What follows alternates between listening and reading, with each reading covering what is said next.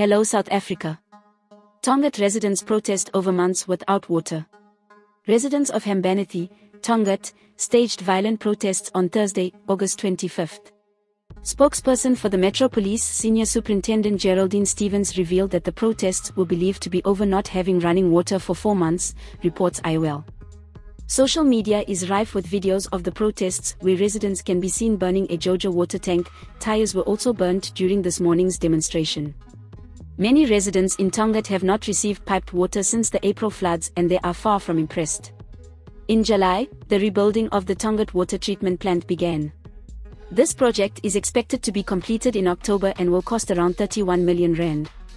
The municipality stated that 50% of the workforce for the rebuilding project is from the surrounding community. Mayor Msolisai Konda stated that the community met the contractor who will be rebuilding the Tongaat Water Treatment Plant on Monday, July 11. Previously, it was reported that certain residents in Tongaat, Tongaat, have been without piped water for 127 days. Please subscribe for more news updates. This is Leah for the South African.